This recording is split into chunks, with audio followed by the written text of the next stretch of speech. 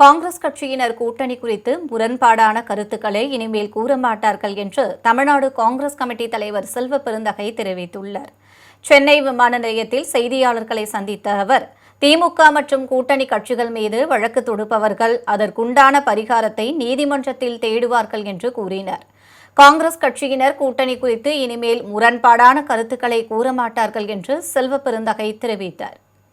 என்ன சொல்றாரு அப்படின்னா, நீதிமன்றத்தின் மூலம் திமுகவுடைய ஊழல்களை வெளிக்கொண்டு வந்து மக்கள் ஓட ஓட விரட்டுவாங்க அப்படிங்கிறாரு. ஸோ இந்த மாதிரியான பிரச்சாரங்கள் தேர்தல் நேரத்தில் நெருக்கடி கொண்டு போனாதா? ஏன்னா நீதிமன்றமும் இப்போ மூத்த அமைச்சர் மேலே வழக்கு தொடர சொல்லியிருக்கிறாங்க. அதே நீதிமன்றத்தில் அதுக்கான பரிகாரத்தை தேடுவார்கள். எவ்வளவோ வழக்குகள் போட்டார்கள், எந்த வழக்கும் இதுவரை நிரூபிக்கப்படவில்லை. இந்த வழக்குகளையும் திராவிட முன்னேற்ற கழகமும் அமைச்சர்களும் எதிர்கொள்வார்கள். காங்கிரஸ் தலைவராக நீங்க ஸ்ட்ராங்கா இருக்கிறீங்க கூட்டணி நிலைப்பாட்டில். ஆனா உங்க கட்சிக்குள்ள இருக்கிற சில தலைவர்கள் முரண்பாடான கருத்துக்கள் சொல்றாங்க, நடவடிக்கை எடுக்கப்படும் சொன்னீங்க. இனிமே முரண்பாடான கருத்துக்கள்லாம் சொல்ல மாட்டாங்க, பொறுத்திருந்து பாருங்க.